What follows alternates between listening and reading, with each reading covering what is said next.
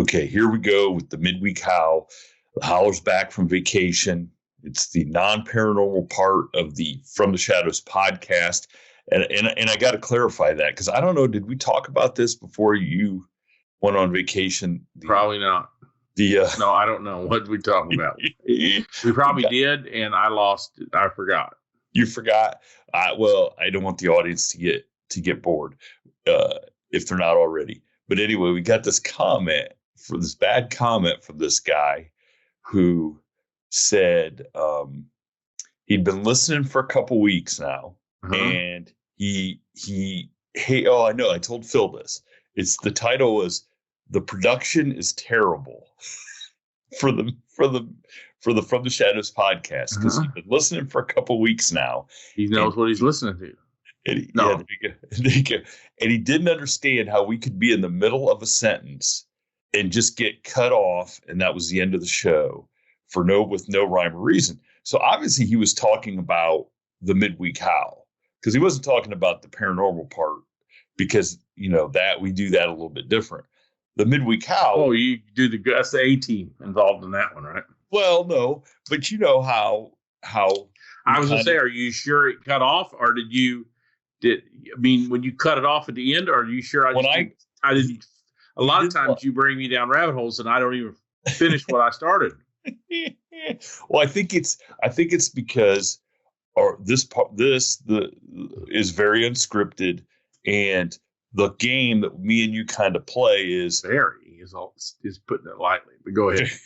The game that we kind of play is where can I cut you? Where can I stop the episode before you either go off the rails or you're trying to end it and I'm trying to pick up on where you're ending it, right? Because a lot of times I'll end it and you'll be like, I was waiting for you I thought you were going to do it. We're showing 20 minutes ago. Yeah. We're showing behind the curtain now. Is we just kind of like, we try to have fun on this. So this guy obviously was mad, gave us a bad review, 2 or 3 stars, basically was saying he didn't say Phil, but he was blaming the producer, who's Phil, when it's really my fault, because when we do the midweek Howl, I'm controlling when we start, when we finish, and it's we're just trying to have fun. What we think the guests will, we'll leave them wanting more, like the old George Costanza thing in Seinfeld, leave them wanting more. And a lot of times I don't know that we leave them wanting more. They probably wish I'd have cut it off. Obviously we have, or we'd be out of customers by now. We still keep getting them. God bless. Play me for free at the insane asylum. In jails. So, but speaking of that, you made a comment before I hit record, and I wish I'd have just had record hit from the time that we called. And I don't know where this statement was going, but I'm interested in hearing it. And go ahead and repeat the story you started into about the podcast that you heard the other day. Well, I heard a guy on a podcast say what killed boxing was rap. What? So why did because he said 40 years ago, if you wanted out of the ghetto, 50 years ago, boxing was your way out. You know what I mean? Oh, okay. So you had great boxers. And he said, then they were like, whoa, also I got to do is rap, and I don't have to get my head knocked in every freaking week, Well, so do you mean to tell me that Mike Tyson would have been a great rapper? I'm not saying that. And what's funny, I don't know if he even came up. It was the Terry Crews interview on maybe Martin Maron, whoever else listened to Terry Crews, and that's who was saying it. That's who said it. Oh, I don't. Because he was saying when he was a kid, the only way out, you had 2 ways out: boxing or the NFL. Yeah, being an athlete. One or the other. Because he was saying he didn't particularly like to play football, and they said, "What do you mean?" He said, "Dude, it was a payday for me. It was a way for me to go to college and hang out and do what I want. I didn't have to grow up. I just had to go there and play college, and I got drafted in the NFL." And he said, they just paid me to act like that. Well, that's. And he said the deep dark secret is the majority of NFL players probably don't care much to play football, because he said when you make it to the NFL, you've played your entire life and you are freaking done. But physically, sure, for sure. and he said, you do it because it's a check. And sometimes it's a really good check. But that leads just down a rabbit hole. That could be just about any job. That could be this podcast. Could be this podcast. We do 1,000 of them. How many have we done? I don't even know how many. We are, we are actually not too far away from the 200th episode of the Howler, and almost the 500. I think we're gonna record the 500th episode of the podcast at Monster Fest in front of a live audience. So yeah, we're closing in on a couple milestones. 200 episodes strictly dedicated to the Howler, and almost 500 of the podcast overall, which is amazing considering we had no idea what we were doing. So 200. Hold on. So say there was an hour involved in each one. 200 hours. That's 5 weeks worth of work. Just think what I could have done if I'd had a real job though for that 200. I could have actually made money. But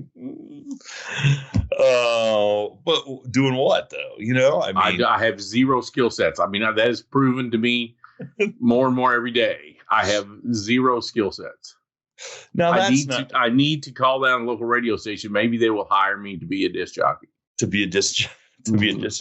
I still think if we can catch the right break, this is either a morning show that we got here or a really late night call-in show. I would like it the 10 to 11 slot or 10 to midnight slot when my dogs will be asleep, and I could just talk to truck drivers, unemployed people, and dope heads, whoever's out at that time of the night. Do you think dope heads are calling in to the radio station now? Why not? What else do they have to do? Use dope, sell dope, right? I don't know. When I say dope, and most good dope sellers don't use dope. Okay, I hate to break you in on something, but you don't get high on your own supply. Was something that was said by Tony Montana, and he was true. I've often heard that most people that sell didn't really. It's like you can't be a good bartender and be a drunk for very long because you're gonna drink. You better drink up the profits. You're gonna steal too much. You're gonna be too screwed up to do a good job. There's about 50 reasons. Mm-hmm. Well, now you tell me you have no skill set, but you just went on vacation. You took skill sets. Mm-hmm. You took lots of great pictures. You said you took lots of I saw some pictures. You sent some pictures. They're great. You took great video. You showed some interest in maybe putting them out there for people to see as a travel vlog, I think is what you call it. Yeah, something like that. So tell me, and all of our listeners, how was the vacation? How was Spain? It was good. It was good. What was your favorite part? I was at my favorite, probably Gibraltar. The Rock of Gibraltar. Now, the Rock of Gibraltar is actually in English. It's a British overseas territory. Oh, so it's an island unto itself. It's a peninsula. It's the very bottom of the Iberian Peninsula. Okay, and the British own it? Well, they took it in 1704 and kept it and won't give it back. So that is still a point of contention. And who did they take it from? The Spanish? Mm-hmm. Really? Mm-hmm. That doesn't almost so. Oh boy! But is there anything on the Rock of Gibraltar? Expensive homes and bird nests. I don't know. Yeah, there's no. It's a mountain face with a little enclave below it. Really, like an enclave of homes. Yeah, like 18. Most of them were built between 1820 and 1920 because it's only 2.5 square miles. I think 2.5 square kilometers. So it's like 1.5 miles by a mile. Interesting. That's interesting. So how close now did you guys? I know you said you guys traveled around it by boat. No, we drove to it. But there was ferries. A lot of people take the ferry over to Africa, from Spain to Africa, because it's only from the ferry terminal to Algiers, I think it's 15 kilometers. And you guys did not go to Africa? No, because my wife was freaked out about going to Africa. Here's only bad things about. Here's only bad things.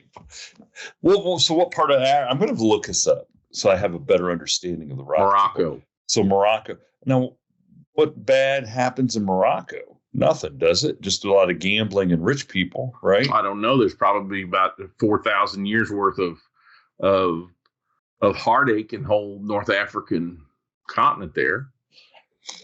Oh wow! I'm seeing a picture of the rocket trip, and you can go inside. Oh, there's like a little fort. Yeah, it's full of cannons and shit. Yeah, because they fought over it. I mean, they fought to the death to keep it. That's why they're not giving it back. Back in the time when it was back in the time when your people bled, they kept it. You know what I mean? So if you did that philosophy with America, we would have what? We would have all of Europe.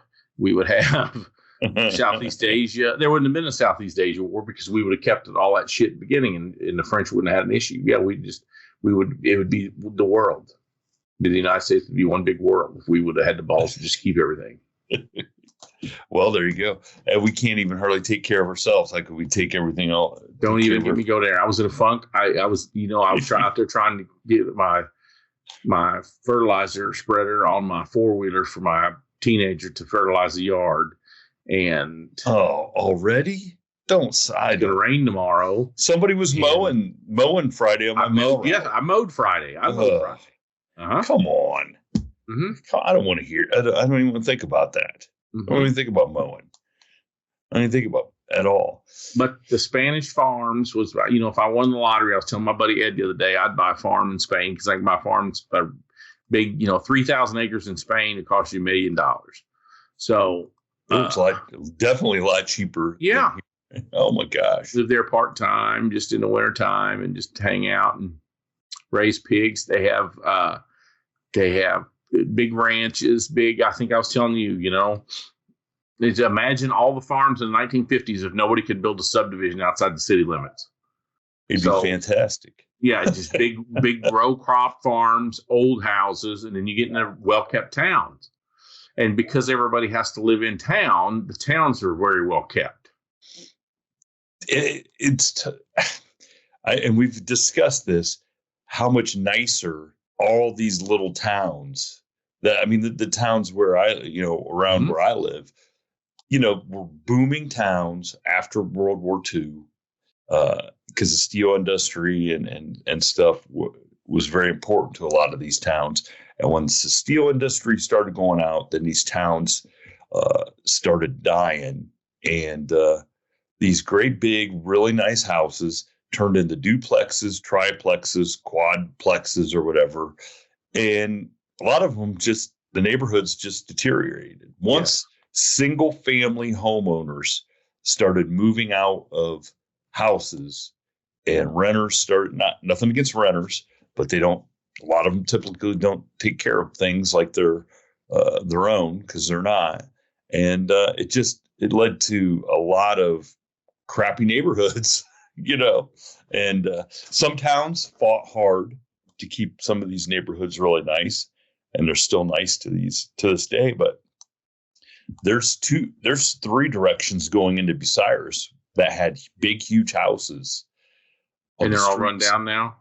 They're all run down. Only the south end of town has the houses stayed pretty nice. And but 3 other directions, man, it's just a shame. I mean, I'm talking big, giant houses. And it's not just Bucyrus. It's a lot of small towns around here. And I'm sure it's like that all over America. Once industry left, or people, started moving to bigger cities for more opportunity, there's nobody to take care of those places, and you couldn't build some of those houses are so nice on the inside, woodwork wise. Yeah. You couldn't build a new one like that. Sure. Oh, heavens no. And they're just really hidden gems that you're right. If somebody didn't put a Wayne home out on a half-acre lot of farmland in the country and instead spent that money on a really nice, older house in town, think of what towns would look like, and think how much more farmland we'd have.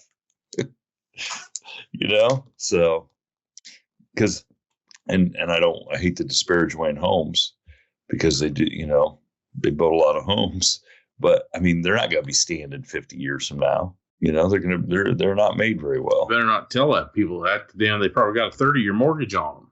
Yeah, well, look, you got 30 years to pay it off and 20 years to enjoy it.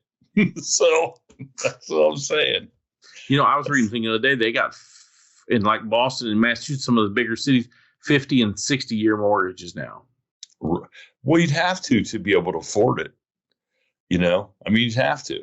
I mean, it's really crazy to live in some of those bigger cities, you know, and I don't know what you could do for a job other than a professional athlete or a rapper to be able to afford to some of those places. Podcaster, sure. Maybe.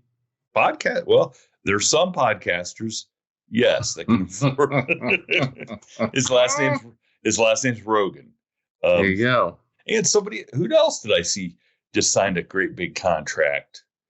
Podcast contract? Yeah, somebody else signed a pretty big podcast contract for millions of dollars. I mean, I don't know. Little do they know, if they just gave us like, you know, some free pizzas and you know, maybe a vacation somewhere, we might sign with somebody.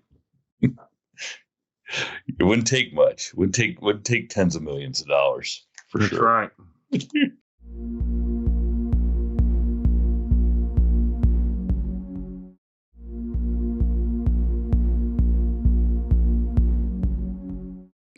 So Spain. So you said, I think you told me your wife said that was the one place she's ready to go back. She'd go back tomorrow or next month is what she said. So, So and it's pretty friendly to Americans. Yes, every place I've been is friendly to Americans. See, I have no concept of that. I don't go anywhere. I'm not a world traveler. Like you know, usually I think in a lot of ways is because they think you're going to spend money. If they're nice to you, you'll spend money. So there probably is that. True. There you go. That preconception that all Americans have money. Well, they figure you got there, so you've got at least a plane ticket, right? You traded your plane ticket, and then you can't get home, and then you become their problem. Well, that's one of the things you have to you have the potential to have to provide financial means of support while you're there for them. Mm-hmm. You have to prove. You could be required to prove you have up to $110, 110 euros a day. No, it's 95 euros a day is like $110. So you have to prove to them before you can. Yes. So they that in the old days they would make you prove that you had. I mean, it's still on the books, still on the State Department websites. When you buy your ticket and you look at the stuff, you know, on the American, like miles on American Airlines, when you go to the State Department tab and all the rules and stuff, I had to get that. I had to have a driver's license that the local cops could lead. So that led me to the international driving permit. And the other thing is you have to either have a bank line of credit or enough money on you to prove you have. And it was like $110 a day. So how do those people that say, I'm going to Europe to backpack across Europe, and they don't have any money and they're not going to spend any money, how do those people get away with? They don't get challenged. We'll see it in the European Union. Once you get in, you know, like we drove from Spain into Portugal and back out of Spain, and nobody asked us nothing. It's like going from Ohio to Indiana. You just see a sign. Now, when we went to Gibraltar, you got challenged. You had to show your passport. You got stamped in and out. They actually asked you some questions. So what happens is those people fly into a place like Amsterdam and say, I'm going to be here for a week or 3 days. And once they're in, they're in. And they don't, nobody cares. If they one don't of the other things is that you may be asked to have a return ticket, which I had a copy of mine there. Yeah. Mm-hmm. Huh. Interesting. Okay. Well, hey, I know who to come to if I ever take a trip to Europe. I got to come to you to get briefed on all the ins and outs. All the ins and outs, particular ins and outs, a few places I've been. Excuse me. Oh man. This is so relaxing. It's so relaxing. I put you to sleep. Oh my God. Mm-hmm. Yeah. So that's what everybody's feeling. People are driving all off the road right now, and in their cubicles, heads are going down on keyboards. Right? They must. Mm-hmm. So last week I pulled up to this mailbox, and I put the video up this morning on my TikTok page and my Instagram page. And I pulled up to this mailbox of this old lady who lives in a trailer. And as I'm putting the mail in her mailbox, I look down on the ground, And on the ground is a brown paper bag, rolled over, closed, and the words "free" are written on it in marker. Did you post that? I saw that. That was me. That was me. And I wanted to say, dude, I hope you didn't touch that. I did. Well, I didn't. And so it was there one day, and I'm like, what on earth? Like, is it trash day or something? And she picked. To me, that sounds booby trap. That says dog shit. That says 100 things. Well, the next day it was still there. So I took a little video of it and I took a picture of it because I'm like, this is crazy. What is this? And so I put it up. I wanted to share it with people. And oh my gosh, the people on TikTok were giving me so much grief because I didn't open the bag and I didn't videotape myself open the bag. And first of all, I was on the mail route working. They kind of frown upon, us picking up stuff. You're there to give stuff away, not pick it up. Yeah, exactly. Well, it's got a stamp on it. Now, if it had a stamp on it, that'd have been something else. Or creating TikTok content through interacting with something. It's one thing if I take a picture or video of something sitting there or moving, but I'm not going and actively creating TikTok content while I'm on the mail route with myself. And that we know of. That you know of, yes. But I don't post that on TikTok. That's another. No, I'm just kidding. I'm kidding, everybody. Anyway, but one comment was, and I didn't catch it because, my first reaction is everybody's being, a lot of people are jerks when they comment on stuff. I've heard that. Yeah. Yeah. And so the one person, this woman said, "What's in the box?" And then off to the side in a whiny Brad Pitt voice. Now, I, not knowing what she was referring to, thought, is this woman claiming I have a whiny Brad Pitt voice? Like, that would have been that would have been a new one on me. And I kind of said, gee, I hope Brad Pitt doesn't get upset that you're comparing me to him. And she's like, oh no. She was referencing the movie Seven, in which, for anybody who hasn't seen the movie Seven, at the end of Seven, there's a box out there in the field. Then it's Brad Pitt and Morgan Freeman walk out there, and Morgan Freeman, walks out to the box. And apparently, I never saw it. Brad Pitt asks, "What's in the box?" in a whiny voice, and it's his wife's head. So she explained that ever since she saw the movie Seven and Brad Pitt going, "What's in the box?" How does wife's head get in the box? The killer. So you never seen the movie Seven? Oh, I don't watch crazy movies like that.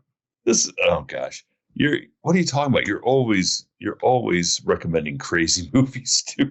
Not more head cutting off movies, no. Well, it's Brad Pitt and Morgan Freeman. It's back from the 90s. They're detectives and they're chasing. And without looking anything up, I think Kevin Spacey might be the serial killer. Oh yeah, he'd be a great serial killer. And he's killing the young boys. No, that's a different movie altogether. A different podcast too. And but it's one where he's killing people, and each one represents one of the 7 deadly sins, like low. Yeah, lust, I understand. Greed. I know what they are. Sure. Yeah. And excuse me. And so the end of it, and I don't remember how it all plays out, except that at the end, Brad Pitt's wife, who's a detective chasing him, her head, and I think he was married to Gwyneth Paltrow in the movie, ends up her head's in a box out in the middle of the field. And that's how the movie ends. There you go. So that struck that lady to the point where every time she sees something that may be in a box or something, she opens it up because she thinks it's a thing, or she stays away from it because she thinks it's a thing. No, she hears Brad Pitt's voice in her head say, "What's in the box?"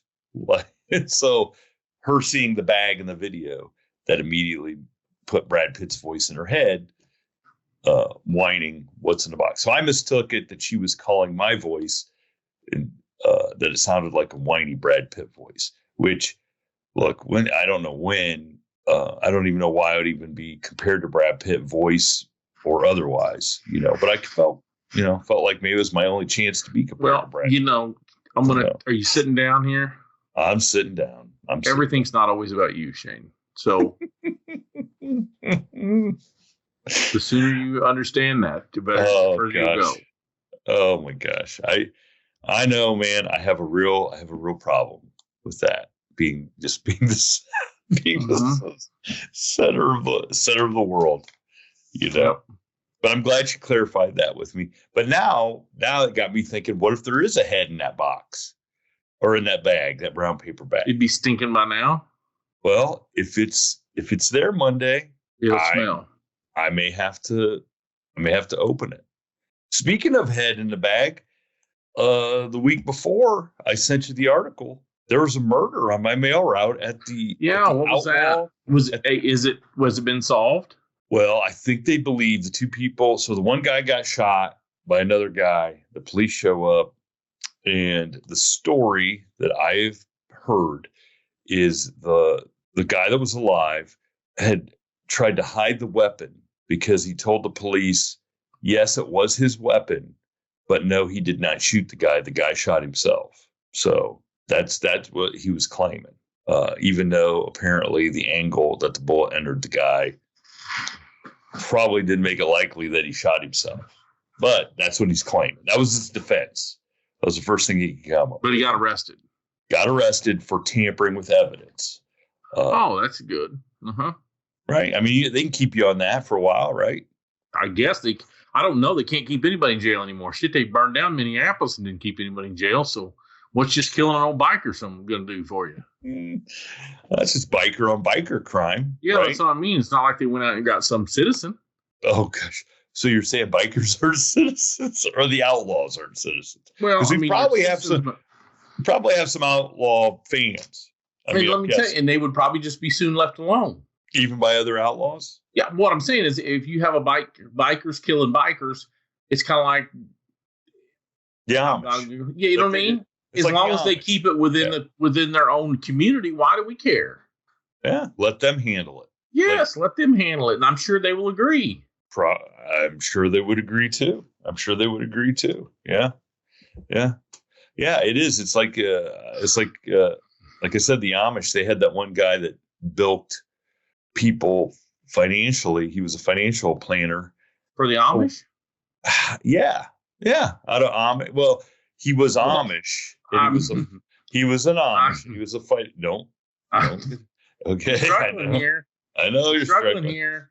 But he bilked so many. I mean, it was $40-60 million, I think, somewhere in that. And the Amish. That's a lot of buggies, buddy. That's a lot of. That's a lot of buggies.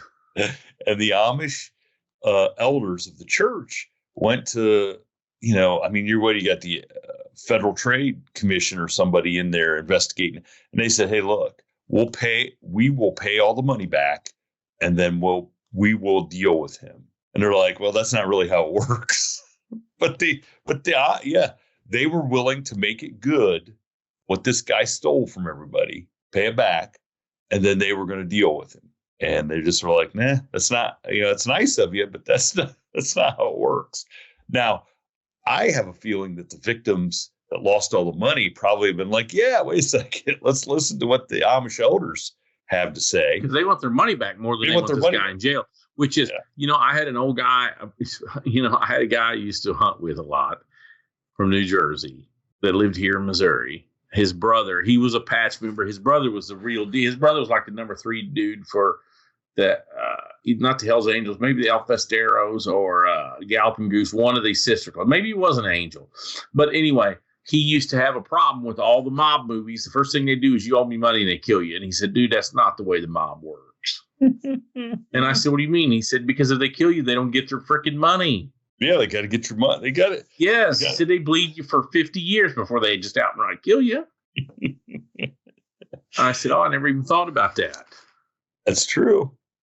I mean, you can't squeeze blood out of a turnip. You know what I'm saying, right? I mean, you gotta have them alive and working and making payments. Yeah. if nothing else. Just like the post office, they can't just get rid of you. They got to keep you in the company mind, right? I'm no good unless I'm out there delivering bills. That's what I'm saying. That's what I mean. That's right. Thank you for tuning in to this week's episode of the From the Shadows podcast. Until next time, never shy away from the darkness or what may be lurking in the shadows. We are out. God only knows what time.